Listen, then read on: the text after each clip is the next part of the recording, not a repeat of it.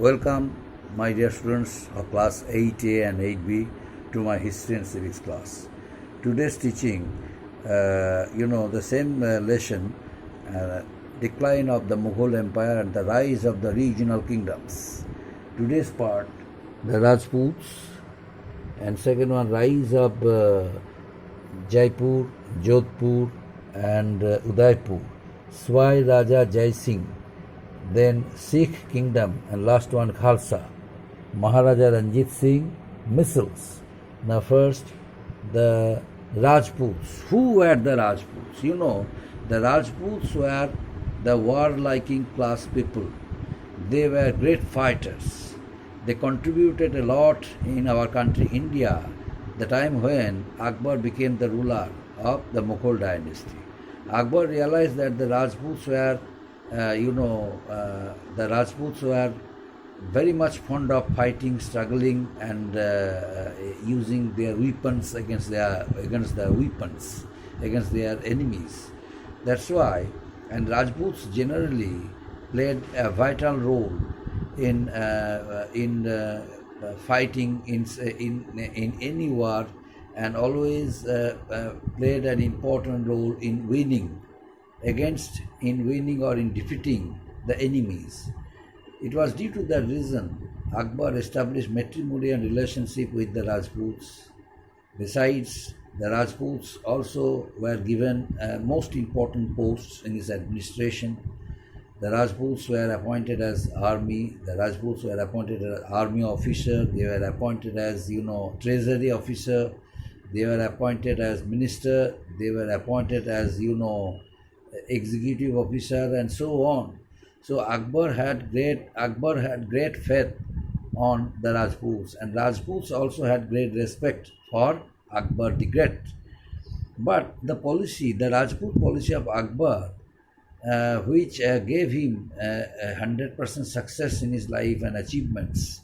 Akbar was able to establish a good administration, was able to establish a strong empire during his rule, and was able to continue to rule India for about 49 years in his life, only because of the contributions of Rajput and other regional kingdoms who had great faith on Akbar and great respect for him because of his good policies.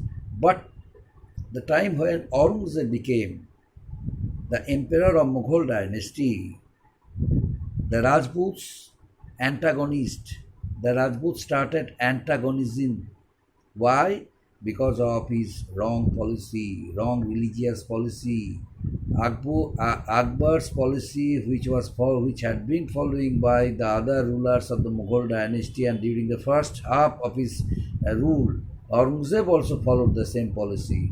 But ultimately, he changed his policy, and because of his wrong policy, the Rajputs, at the end of the rule of Aurangzeb, under his weak successors, they all declared themselves independent. One by one, the states like Jaipur, Jodhpur, Udaipur, these all are Rajput states. They all declared independence.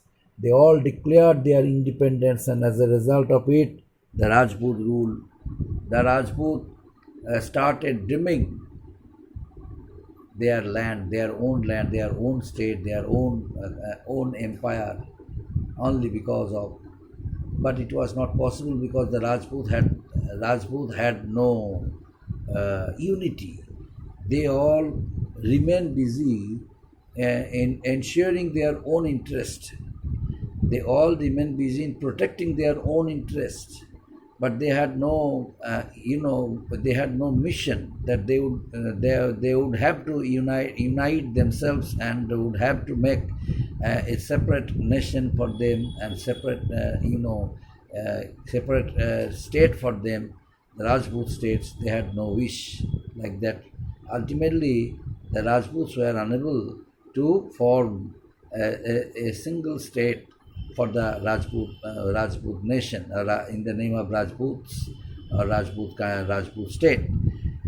And hence, by taking this advantage, by the 18th century, most of the Rajput states although it became independent, and but some of the foreign rulers like the British who came to India as traders, they took advantage because they also felt the pulse of the Rajputs, that the Rajputs the Rajputs had no dream, the Rajputs had no ambition to make a separate country for their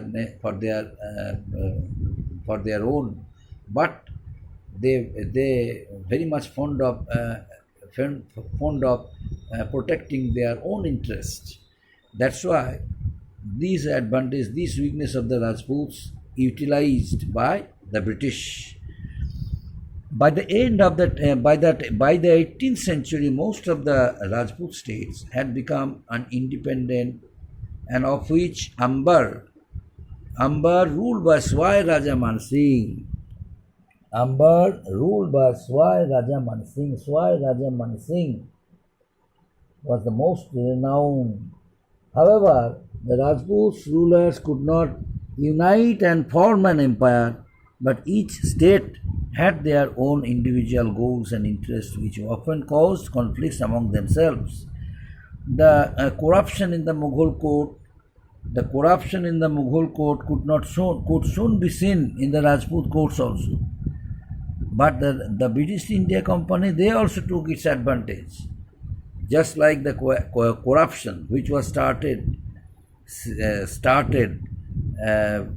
practicing in Mughal court, the same kind of corruption also was practicing. The same type of corruption also was seen in the Rajput courts. Then who took its advantage?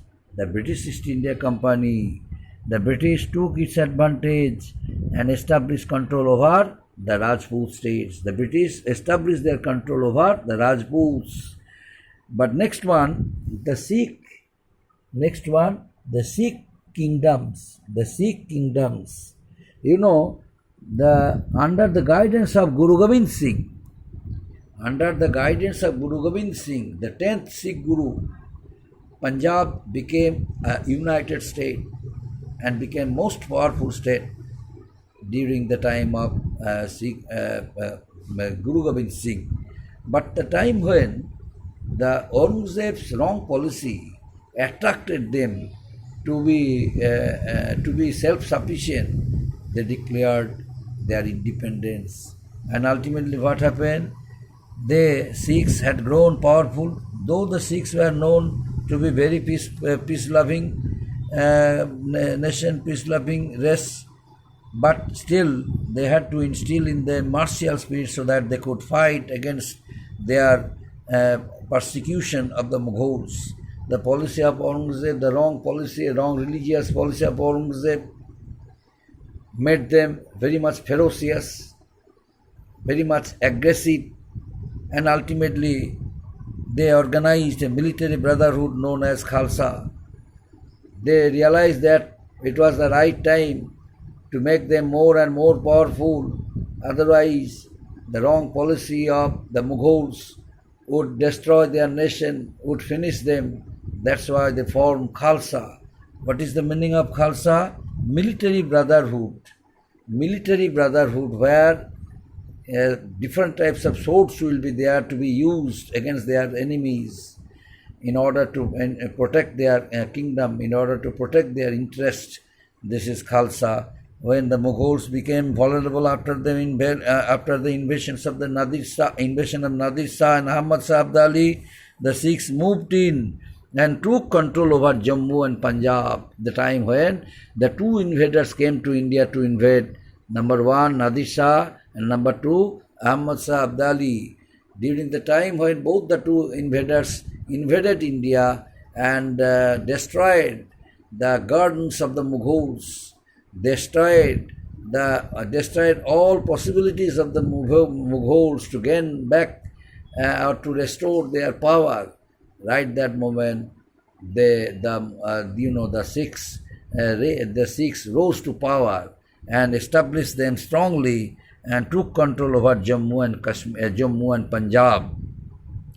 The Sikhs soon organized themselves into 12 political groups called missals. The Sikhs soon organized themselves into 12 political powers called missals, and each missal had its own leader. So Maharaja Ranjit Singh was a leader of one missal. Maharaja Ranjit Singh was the leader of one missal, but Maharaja Ranjit Singh's ambition was to make a united nation, a united Sikh state. That's why Maharaja Ranjit Singh united the 12 missals and declared himself to be the leader of the 12 missals.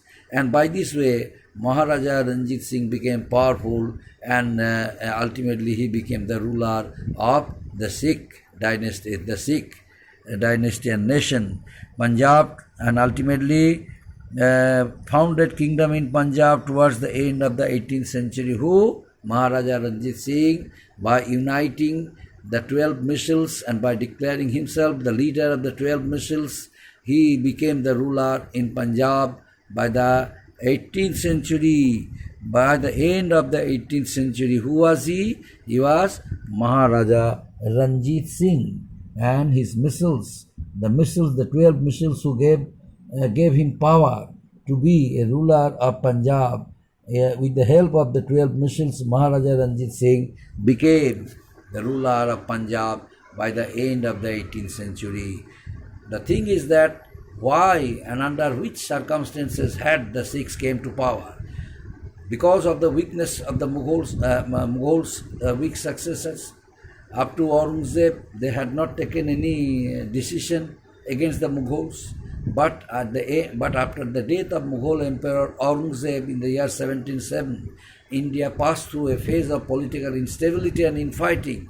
But following the weakness of the weak successors of the Mughals, the Sikhs, the Rajputs, they rose to power and declared themselves independent and stopped paying taxes and revenues, and ultimately they introduced their own framed their own policies by declaring themselves. They all started collecting taxes and revenues and started spending it for the growth and development of their own respective states by way of three states, Jaipur, Jodhpur, Udaipur, the three most important states of Rajputana, means the Rajput states rose to power, and afterwards, the Khalsa and the Sikhs came to power and formed their Khalsa under the leadership of the Maharaja Ranjit Singh. 12 missals came to power, and each leader had its own